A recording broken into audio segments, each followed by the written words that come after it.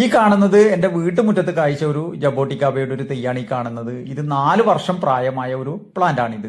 ഇത് red hybrid ഇനത്തിൽപ്പെട്ട ഒരു തൈയാണ്. ഇത് 3 ഇനങ്ങളാണ് ഞാനിവിടെ കൃഷി ചെയ്യുന്നത്. ഹൈബ്രിഡിൽ 3 ഇനങ്ങളാണ് ഞാനിവിടെ കൃഷി ചെയ്യുന്നത്. അതിലൊന്ന് റെഡ് ഹൈബ്രിഡ്, ഒന്ന് പ്രിക്കോഷി, ഒന്ന് എസ്കാർലറ്റ്.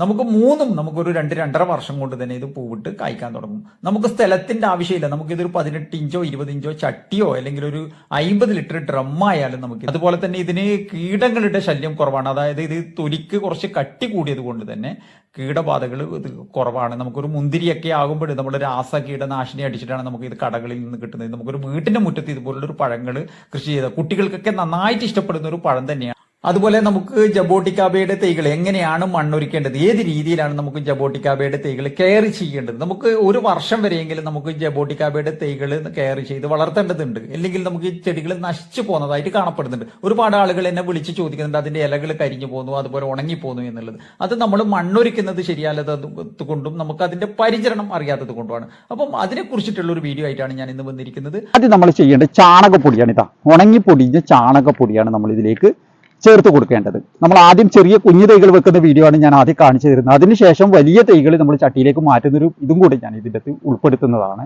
അപ്പം നമ്മൾ ആദ്യം ചെയ്യേണ്ടത് ഇതിലേക്ക് ഉണങ്ങിപ്പൊടിഞ്ഞ ചാണകപ്പൊടി, ഇത് ഞാൻ ഡ്രൈ കോട്ടർമി ഇട്ട് സമ്പുഷ്ടീകരിച്ച ചാണകപ്പൊടിയാണ്. ഇതാ പകുതി ഭാഗം നമ്മൾ നിറക്കുക. അപ്പം ഇതാ നമ്മൾ പകുതി ഭാഗം മണ്ണ് നിറച്ചിട്ടുണ്ട്, കണ്ടില്ലേ. പൊതുവേ നമ്മുടെ ജബോട്ടിക്കാബയുടെ തൈ ആദ്യ ഘട്ടങ്ങളിലൊക്കെ വളർച്ച കുറവായിരിക്കും. പിന്നീട് നമ്മൾ ഇതുപോലെ ചെയ്തു കഴിഞ്ഞാലാണ് നമുക്ക് പെട്ടെന്നുള്ള വളർച്ചയായിരിക്കും നമുക്ക് ജബോട്ടിക്കാബയുടെ തൈ ഉണ്ടാക്കുക.